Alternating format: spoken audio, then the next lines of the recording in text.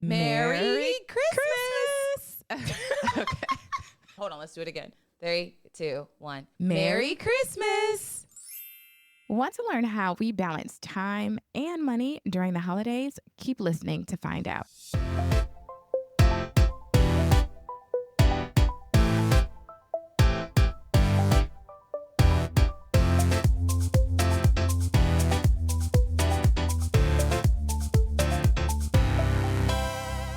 Hello and welcome to the Wealth Minded MD podcast with your money best friends. I'm Dr. Brittne Halford. And I'm Dr. Lisha Taylor. And of course, we're here to help you build wealth and make good money decisions so you can create the life you desire with more control over your time.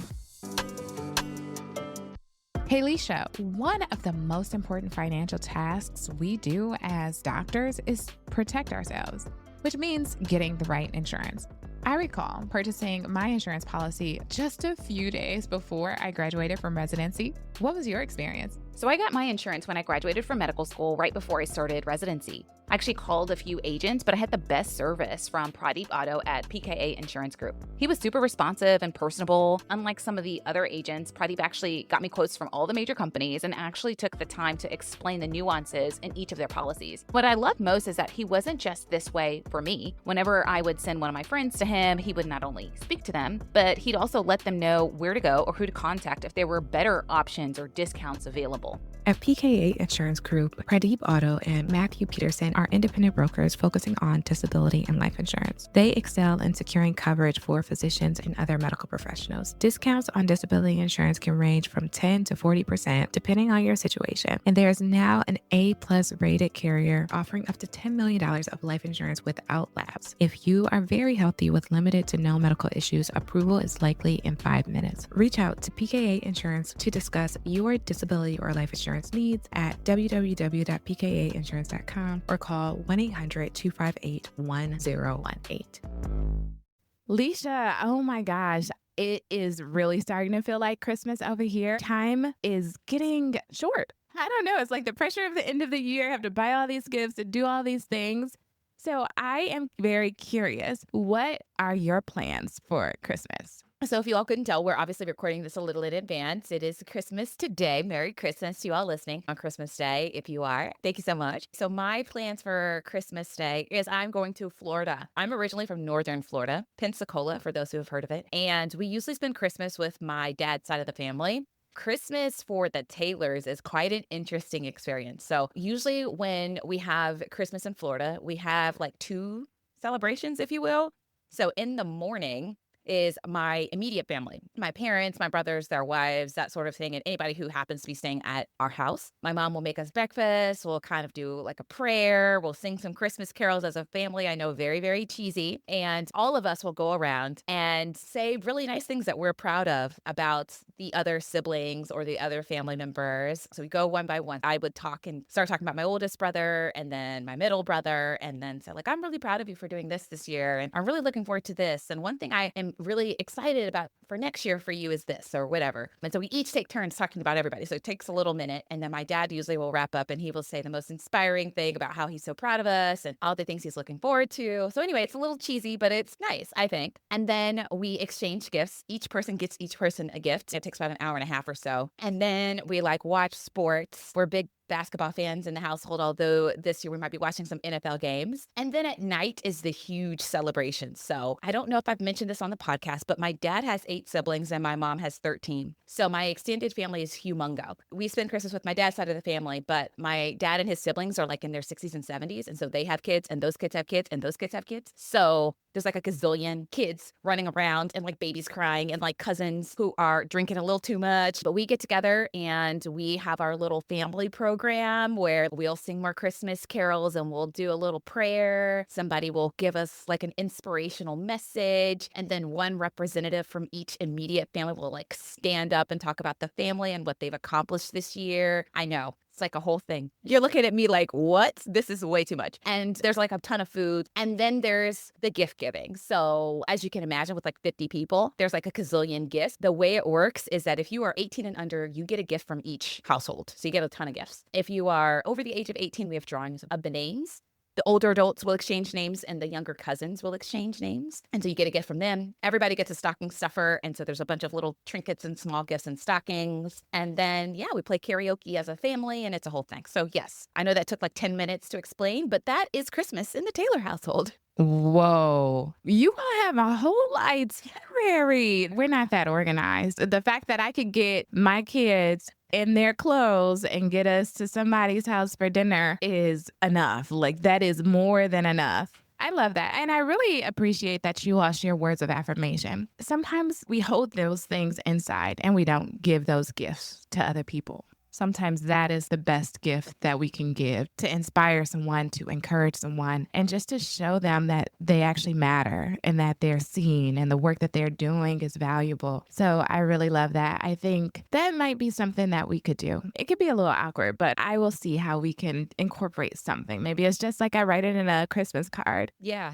You know, I'm good at public speaking. And I think this is why every holiday we have to like stand up in front of my humongo family. So I'm very comfortable speaking in front of large audiences now. So I think that's helped. You know, it's so funny because I'm dating, right? And so there's been a couple times I brought someone over to my family for Christmas and they're like, whoa, there's a lot going on here. Do I have to speak? Like, usually they're looking at me like, can you just not even look this way? They're like, wow, your dad talks a lot. You talk a lot. Your mom talks a lot. I see where y'all get it from. Like, it's a whole thing. I wanted to ask you, are you that cute family that does the Christmas PJs? We do. So we do the Christmas PJs on Christmas Eve, typically. They're usually 3 parties. We host a party and we just bring my mother's side of the family at a restaurant. We pay for everything. Then my cousin, she hosts a Christmas Eve party for all the kids. And then we have Christmas. And on Christmas, we typically have a family competition. So we have a little bit of an itinerary too, but it's not the same as yours. I mean, seems fun. We have a family trophy. So every year we have a family trophy. Like, there are serious games going on. What kind of games do you all play? Every year there's a competition. One year we had a scavenger hunt where you had to take a picture with all of these different things. A car with reindeer ears. You had to find somebody's house who still had a pumpkin out, you know, at Christmas time. You had to take a picture with a black Santa Claus and things of that nature. Another year we had the gingerbread houses. Girl, these houses were mansions. They had trees and manicured lawns.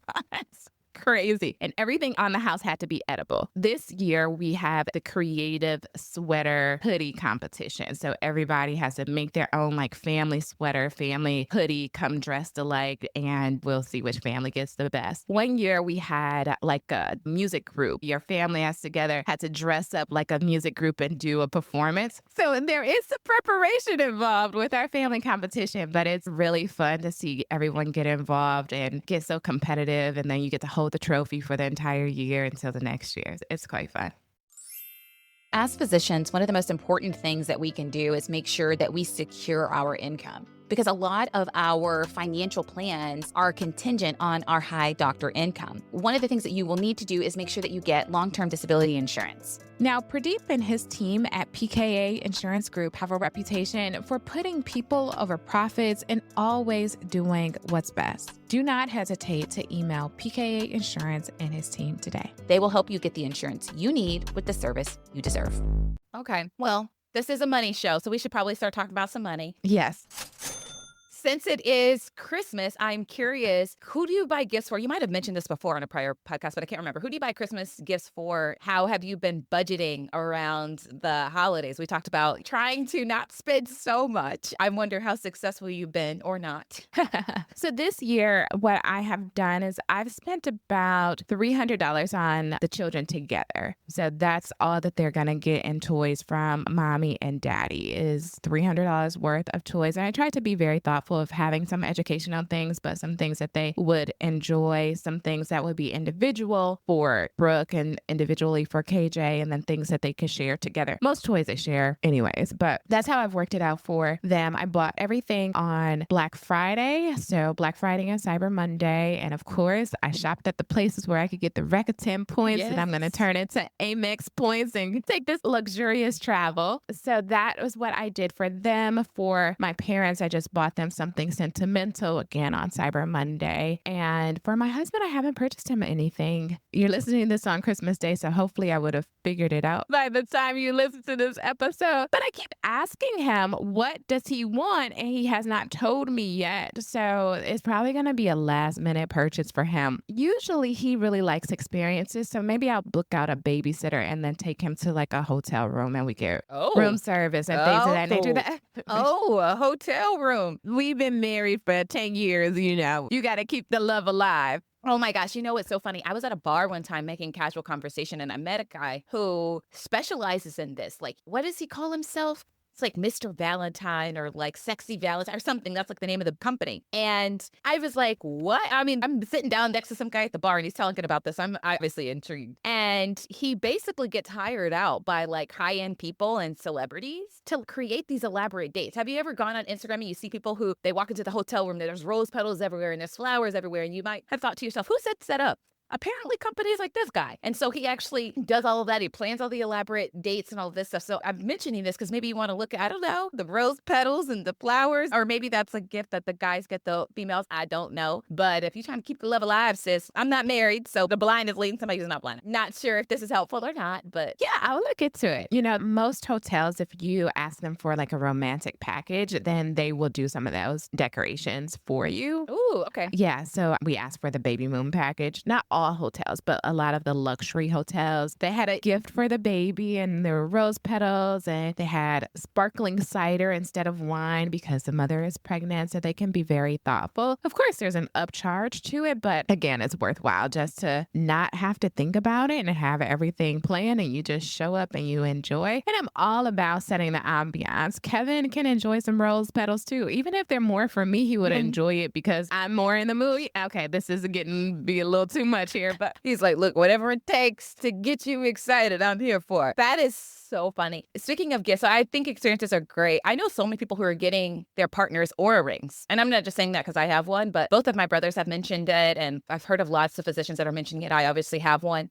Because it looks like real jewelry and it's also can track fitness and things like that. A lot of people like it. My oldest brother has one and he like swaps it out for his wedding ring. Sometimes it fits on the same finger and it looks very similar. It looks like a wedding band anyway. Hopefully you thought of something very great to get him. I wanted to go back to your kids though, because I'm sure people listening to this are wondering like how much people spend on Christmas gifts for their kids or wondering if they spend a lot more or a lot less than the average. I've always liked that saying. I can't remember it exactly. It's like you need something that you can wear, you can share, something you can read and something that you need. Or, you know, some of these like little things where you get them like a book and you get them like an article of clothing and you get them like something that they want and something like a clothing or something. I don't know. But I was just curious if you do that or it's mainly like gifts that they can enjoy, like a bunch of toys and things. They get clothes, but I don't necessarily consider clothes a gift for them. And also because my mother and my mother-in-law and my aunt, they like to shop so much, I really just wanted to make sure that they had a few things to open from Santa Claus when they return home, because we're going to have a lot of gifts at my mother's house as well. When I think about gifting for them, my kids are privileged. I mean, they have abundance of toys. They really don't need anything else. It's just for the excitement that Santa Claus has come. Studies have shown that I think most parents on average spend about $150 to $200 for Christmas. Per kid? Per kid.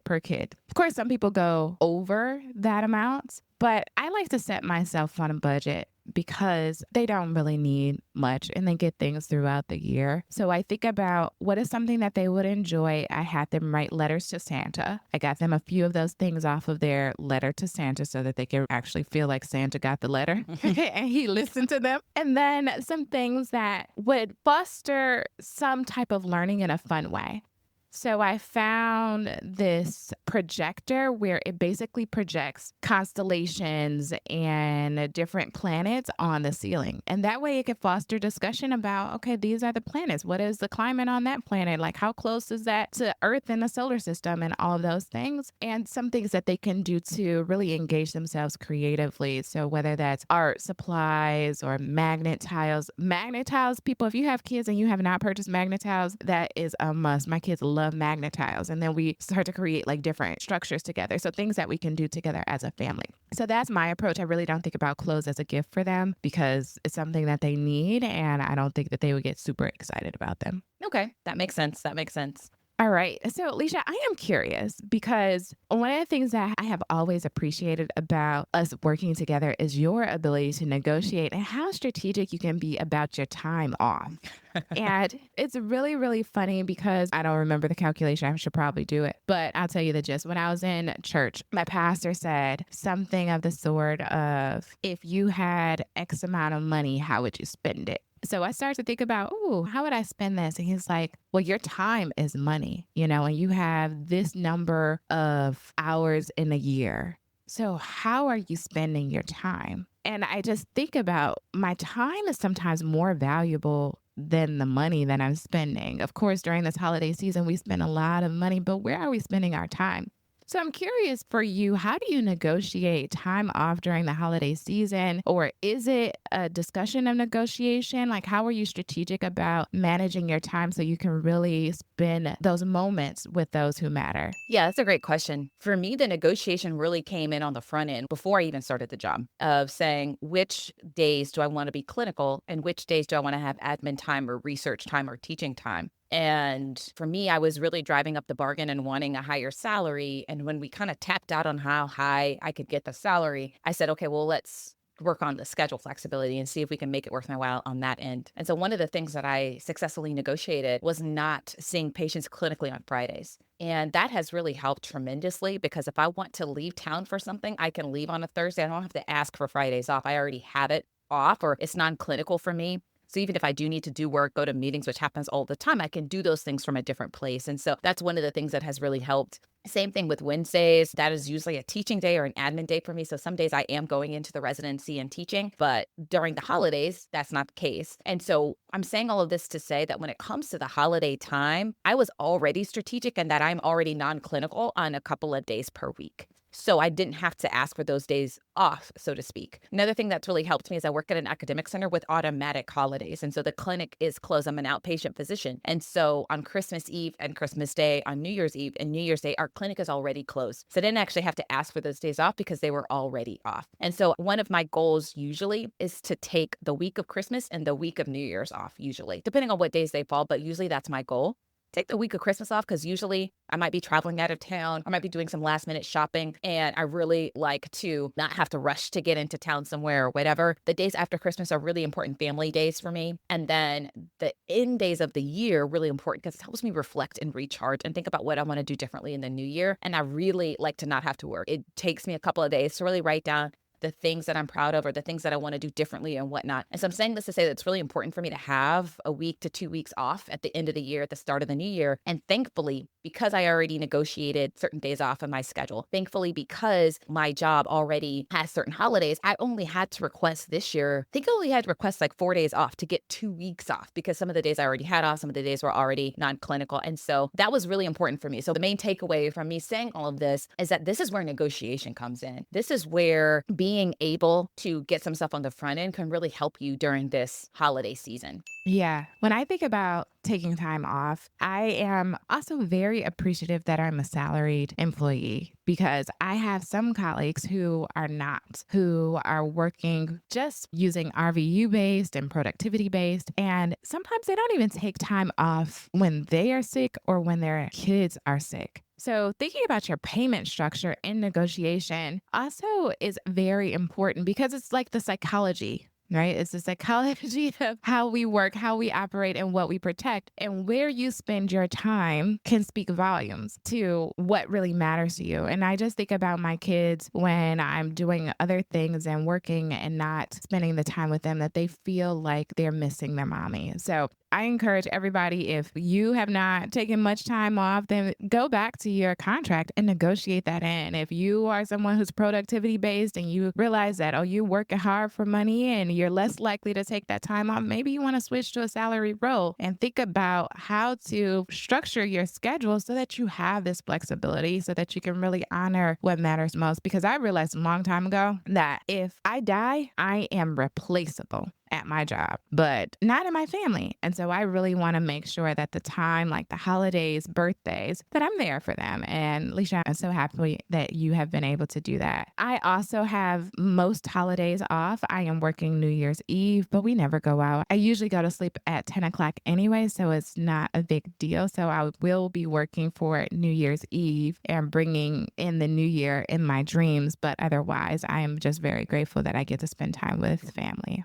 Brittne, I'm not sure if I had clearly mentioned this before, but like I said, I take 2 weeks off. I aim for 2 weeks off towards the end of the year. And I know some people are like, whoa, that sounds lucky. You must have a ton of vacation time, all of that. A part of it is like I'm at a job. I don't know if this is your case as well, Brittne, and I'm interested to get your take on this. But at my job, they actually improved the benefits this year from full-time physicians getting 22 days off to getting 25 days off. So that is 5 weeks of vacation. And that does not include CME. CME is like another week. And then, of course, I'm already non-clinical on Fridays and Wednesdays. And so I get a pretty substantial amount of time off, which I'm really excited about. When I was talking to Jim from White Coat Investor about this, we were talking about optimizing your career for longevity, and that the biggest barrier to people becoming financially independent is the fact that they get burned out, and he jokes all the time that you can't buy burnout insurance. And so because you can't buy burnout insurance, you need to sort of do everything in your power to protect yourself from burnout. And oftentimes that includes schedule optimization and figuring out, okay, I could work really hard, really long hours, 60, 80 hours a week. But if I do that, I might burn out. So then I would only be working as a physician for 5 or 10 years before I felt like I needed to transition careers. Alternatively, if I maybe worked a little bit less, and maybe took a slight pay cut, then maybe I would have enough time off where I could actually see myself working in this career for a long period of time. And as long as I'm continuing to work as a physician and making a high income, I'm going to really set myself up for financial independence and financial wellness. So I'm saying all of this just to ask you a few questions, a few nosy questions. How many days off do you have, if you wouldn't mind sharing? Is it different because you're hospitalist? And I know the traditional work schedule is 7 on, 7 off, but I think you do something slightly different. And then kind of what have you done to optimize your schedule so that you can spend time with your family during the holidays as well? Yeah, that's a great question. And I want to take a step back when you spoke about the biggest threat to your career and your income is that you leave your job, right? We've gone to school for so long.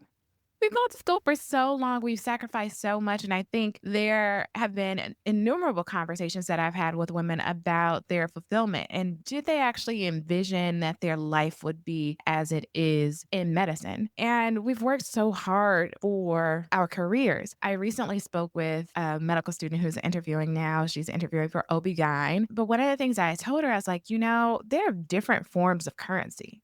One is money and another is time and energy. So what are you spending or expending when you are working in your job? And you really want to make sure that you're protecting that. So when I think about my vacation time, it's not really anything that I have negotiated for except a couple of months off. So I typically take most of January off. There have been a couple of years in a row that I've had January just completely off. Like didn't work a single day. Well, I think I worked New Year's Day because usually I work New Year's Eve through like January 2nd. But after that, I didn't work another day in January. And the reason why I had done that is because my kids would always get sick and they were in daycare. And so everybody's coming home from the holidays. They're sharing all types of bugs and germs and they're home. And I wanted to be there to support them because I know that if I am working, I wouldn't be able to do the work with a clear head because I would be concerned about my kids. So that is one of the things that I've negotiated off is just, I'm going to have the whole month of January off. And it was not really a negotiation. It was just more of a request. As a hospitalist, we work 7 days on, 7 days off. So it is a little bit challenging and I should probably be a little bit more thoughtful of this, but I have so many days off. I don't even think about the time as vacation days versus sick days versus et cetera. And because I just have so many days off, I am a little bit more mindful of sick days because I've had to capitalize on them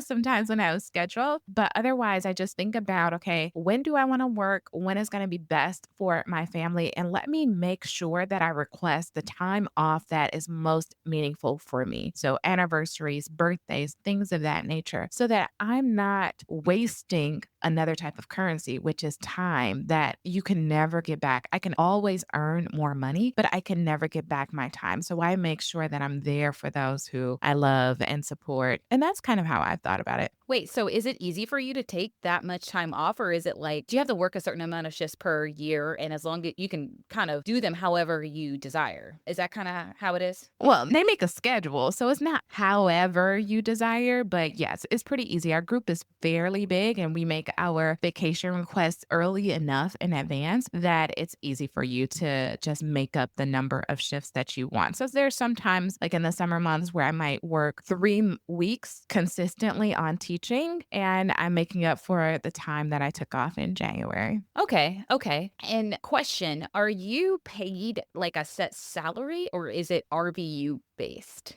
I'm salary. Okay. So for clarity, it's not like if you worked a shift that was really busy, you're going to get compensated more than if you work a shift that's lighter. Everybody gets paid the same. No, there is some differences in shifts and locations. So how it works for us is that we are contracted or our hospital is comprised of community sites and also academic centers. And of course, at academic centers, you're going to get paid less, but there is a salary threshold for this type of work that you do, and then a salary for this type of work. So it's really complex how they calculate our salaries. No person's salary is exactly the same unless they have the same composition of places where they work. So I work at one of the community sites because I wanted a mix of different patient population and a smaller hospital. And I also wanted to make up for time so that I wouldn't have to work as much, but I could work at a higher rate and earn more for the time that I'm spending. So I am now 90% FTE, but previously I was much lower, like 70%. And I worked a decent amount at the community sites so that I could make up for the decrease in salary at the academic site. So I worked less, but I earned more because I worked at a different hospital. The reason I asked is because I think we had discussed this before, that folks who are salaried with set days off, especially set days off that do not renew from year to year, are more likely to take vacation and more likely to take time off during the holidays than those who are more RVU based. And so I brought that up because I think that sometimes is a barrier to people taking time off around the holidays. Is like, would they love to spend time with their loved ones and family? Yes. But then some physicians, especially those in private practice, which is more of an eat what you kill model, or those who have jobs that are productivity based, they're thinking, not only am I not making my base salary, but I'm losing significant amount of income each day that I'm not working. And so they can be less inclined to take that time off. And as we know, and this is our Christmas episode, and so we're kind of trying to get people to think about the balance between time and money. And I guess my point is that it is harder for a lot of people to strike that right balance when they're productivity based. I agree. I had a friend, she works as a rheumatologist, but she didn't want to take any time off because she was RVU based. So I can understand that. The one thing that I realized is that, yes, you got to pay your bills, right? But there's time and memories that you're not going to be able to get back because you're replaceable at your job, but you're not replaceable with your family. And I prioritize family. Like that quality time is more valuable than the dollars that I'll earn. And it also is helpful for you to be able to create an additional income stream. I'm so grateful that even if I got fired from my job, I would be a little like, oh, really? I got fired from my job? Okay. But I think that it would allow me new opportunities for me to increase some of the additional income streams that we have and to not be so dependent on this job and have more control over my time so that I can spend it in a way that makes the most value. I'm all about spending on joy and with money, and you also have to spend on joy with time. So that's why working with you on this podcast and Wealth Minded MD, doing the financial coaching, owning real estate, my husband's private practice that technically don't get paid for the work that I do in his private practice, but you know what I mean? It's an additional stream of income. And having the hair accessories brand, like all of that is an established foundation that I'm not 100% reliant on my job. And with that, it gives me flexibility of how do I manage my time and how do I manage how I'm producing income from these other streams that is within my control. I can scale up, I can scale down. I'm my own boss. I can change it up, do it in a way that makes me feel good. So that's what I really love about our coaching program Boost, is that it will help women to find passions in other ways. It will help women to get control over their time. And I think that time is one of the most valuable currencies that we often underestimate. And I just want to say, like, if you are wasting time, then just imagine wasting that same amount of money. Like, how would you feel? Frugal Franny over here, I hate wasting money. My heart is hurt. I throw a meal away, I let food spoil. My heart is hurt. I told you about how my mother didn't use her Christmas gift. I got to put some fire under your feet to actually use that thing, right? Because I feel bad that it's been a waste of money. But we also have to feel the same way about our time. And I really think that being an entrepreneur has helped me to get back. And I'm spending my time in a different way so that I feel better about the use because I'm spending it in a way that makes me feel good.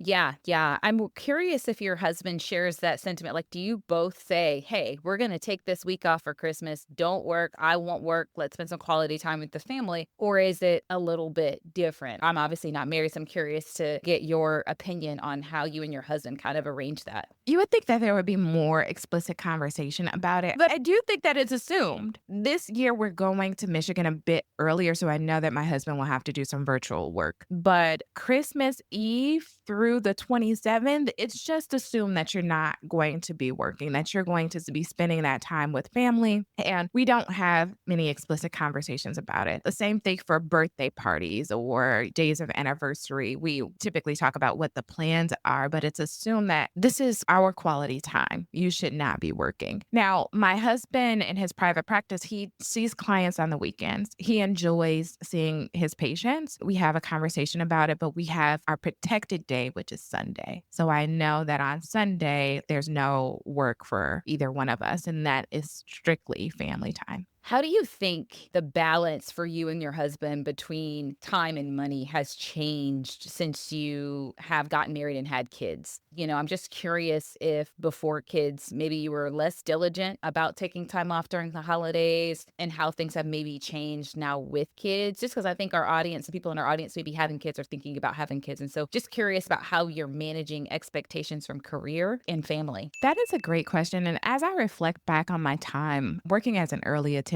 where I could have a little bit more control, because, in residency, you just work, work, work. And I never picked up shifts. I never worked extra as an attending before we had kids. I valued my time. And so I would always fill up my time with entrepreneurial ventures or do community service or working in the church, but I never picked up extra shifts. And part of that is maybe I was a little tired and burned out from residency, and so I did the work that I was required to do. I enjoyed doctoring. I did a lot of academic research and quality improvement, but I wouldn't pick up any extra shifts. Now that we have children, I am also very protective of my time, and I have financial goals. Like, my goal is to retire, quote unquote retire. I think I will never fully retire because I'm kind of like that busybody, but quote unquote retire at age 51. So I know that it takes a certain level of income, a certain level of savings in order for me to do that. If they make it sweet enough, then sometimes I do pick up extra shifts, but I would never pick up extra shifts at the sacrifice of missing something that was memorable for our family. Like, I wouldn't cancel a play date. Or, if we had some type of event scheduled for the family to do, I wouldn't cancel that event in order to go to work just because they made the deal pretty sweet. Retire at 51, that is a very specific number. You didn't say 50, you didn't say 45, you said 51. Now I'm curious, is there a specific reason behind 51 that 50 just doesn't do for you? Well, I have an individual target. I know, we just had Disha Spath on the podcast, and she talked about like what their number was for their retirement together as a family was 3.5 million. I think that's what she said. So my individual goal by 51 is 2.5 million. And I might get there faster than that, but this is like my own retirement savings. My husband and I, we have individual taxable brokerage accounts. So the amount of money that I'm putting away in those, I want to get it to 2.5 million. Of course, I probably will not stop working. I probably will continue to work. I love medicine and the work that I do, but it just could be an option. Like, it's just my FU money. I want to go to work today. We're going to have to delve into this in a future episode because I think it's very interesting that you calculate your retirement number based on your own investments, even though you are married, because one could argue the amount that a couple needs to retire is not necessarily 2 times what a single person needs to retire, right? There are some expenses that you share. So one might think that you could retire sooner. And so I think it would be really interesting in a future episode to kind of get into that. I'm glad that you raised that, and then we could talk about it, I guess. But I remember when we did our retirement by decade episode, and you asked me that question. And I've been married a decade. I don't imagine that I'm going to get divorced from my husband. He sends me these videos all the time on social media about like, if your husband doesn't get on your nerve, that means your love is not deep enough. I'm like, oh, okay, all right. So I'm going to keep loving you. You can keep getting on my nerve. But I know that the reality for many marriages is that 50% of marriages still end in divorce. And I am very hopeful. We had our prenup episode, and I was like, I don't think I would get a prenup. And although I know and feel very confident that my marriage will last, I also want to feel independent. It gives me a sense of security that we can operate in the case that if something were to happen to him or something were to happen to me, I would still be able to feel financially secure in that, Brooke and KJ would still be protected. So yes, I do calculate an individual number. Our together number is higher than my 2.5 million. It might be a bad way to think about it, but at least it gives me some peace of mind and comfort that if worst case scenario occurred, then I would be financially secure. I see. You know what? I can understand that. I can understand that as someone who is dating is something that I think about a lot. Like, would I want to share finances? Would I feel more secure or still feel like I needed to have a side fund or something like that? So I totally get that desire. The question I was going to ask you was, do you think that your philosophy on taking time off and working extra shifts would be different if you were not married? The reason why I'm asking that is because I think that for some people who maybe aren't married, or let's say they are married, but they're married to a spouse that doesn't work. They're the primary breadwinner. They've got children, things like that. Or they're thinking, man, I just need to work and work and work and work in order to make more money for the family. And so it seems like you're in a really blessed position in that you and your husband are both high income earners. You're both physicians. You both work. But I'm curious if your philosophy on not doing extra work would be different if you were in a different position. I think it would. I just think about if I were unmarried but still had kids, maybe I would think twice about picking up extra shifts. But I know when I was married, but we were living separately and I had more free time, I picked up a lot of extra shifts. This was in my residency. They would allow us to do moonlighting. I would pick up moonlighting shifts because I had a goal. I had a goal to pay down my student loans that I was working towards. And sometimes I actually picked up extra shifts, and my husband, who was in Atlanta at that time, he's like, oh, I can catch a quick flight and come down. I'm like, oh, well, I picked up this shift, or there's an opportunity to pick up this shift. So because we are together in the same space and it's very convenient for us to just go on dates and things of that nature, it makes me more mindful of the time that I'm spending at work and the time here. And my perspective on time and my contributions at work have shifted since I became a mother, because as I mentioned, I just realized that I'm very replaceable at my job, and climbing the academic ladder is not necessarily a priority for me. I want to be a good doctor. I want to serve my patients. I want to make sure that I'm providing quality of care. And I want to make sure that as a whole, I'm focused on my wellness. And part of that is making sure that I have not only financial wellness, but also spiritual, social, emotional wellness. So I know this episode is getting a little long. I'm going to ask you, do you have any more holiday plans besides spending time with your family? Do you have a dream Christmas, something that you would love to do? Like, what's your dream Christmas? Any more holiday plans? I've never thought about a dream Christmas, but I think it would just be not having to do anything, waking up, staying in my pajamas all day and not having a care in the world. And I can just eat as much as I want, all of the sweets, drink hot cocoa, and not do anything. I know it sounds very, very boring, but for me, I think my life has become so busy that I'm desiring a little bit of rest and restoration. So, gotcha. What about you? What's your dream Christmas? Yeah. So, okay, I love family. I love being around my family during that holiday. So I don't think that I would ever want to change that, because it's not just my immediate family, it's also my extended family. And I'm a more the merrier kind of person. So I love that. Just don't know if I would change my Christmas. But you know what I've wanted to do is like Sibs and Sigs, like snow retreat. Have you heard of that? Sibs and Six. So like your siblings and then their significant others and do like a snow cabin or something in Aspen or I don't know. I don't even know if my sister-in-laws would even want to go skiing. They probably just are in for the hot cocoa and the cute snowsuits. So who knows? But we always do a lot of vacations in the summertime. And so I thought it would be cool if we did like a snow sort of vacation or something like that in the winter. So I don't know if I would call it a dream Christmas, but it's like a cool winter sort of vacay that I'd love to do with my fam. Cool. You're always giving me ideas. I'm just like, I just want to sleep. I just want to sleep. Don't bother me on Christmas Day. I'm just sleeping the whole Christmas. All right. Well, as we wrap up this episode, let's wrap it up with some fun money. This is Christmas Day. Okay, so what's something fun that you're going to do with money or the money that you're going to get?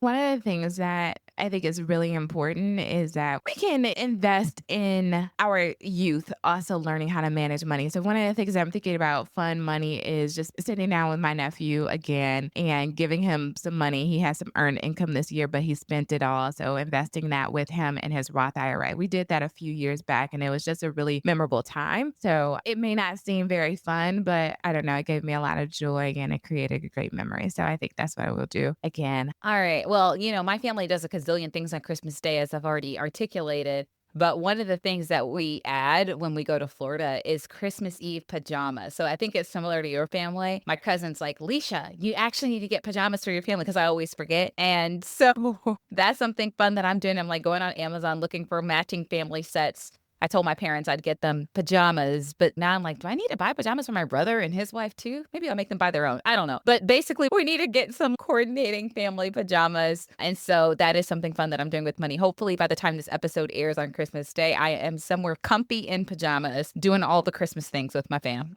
Oh, well, we hope that you have a very Merry Christmas and that you make sure that you're spending your time and valuing it just as much as you do your money. Love that. You all have a very, very Merry Christmas. And don't forget, January 7th, we will be having our Side Gigs Masterclass. So that's Tuesday, January 7th at 8 p.m. Eastern Time. Don't forget to register for that. Of course, it is free. Have a wonderful holiday season. We will see you again, I think, on New Year's Day.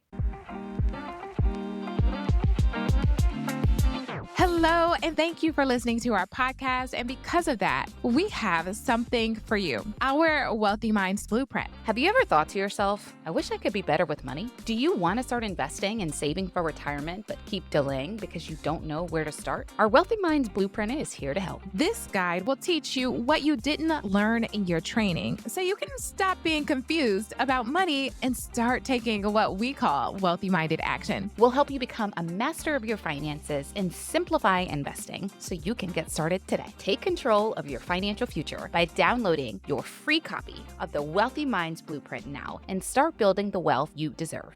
Hello, everybody. It's me, Brooke. I'm recording a little disclaimer for my mommy, Dr. Brittne Halford, and her friend, Dr. Lisha Taylor. Just so you know, they're not financial advisors, tax professionals, lawyers, or financial planners.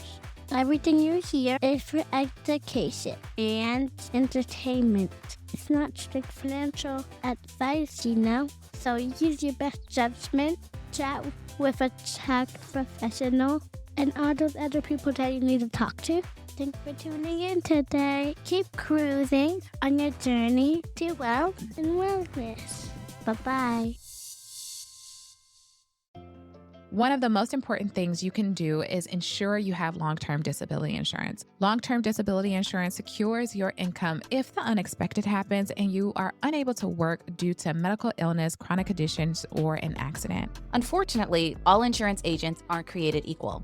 Some of them are so focused on making a sale that they fail to reveal certain necessary information, tell you about discounts available, or clearly explain the process. Pradeep Botto and his team at PKA Insurance Group are different. They have a reputation of putting people over profits and always doing what's best. If you need life insurance or disability insurance, reach out to Pradeep and his team today. They will help you get the insurance you need with the service you deserve.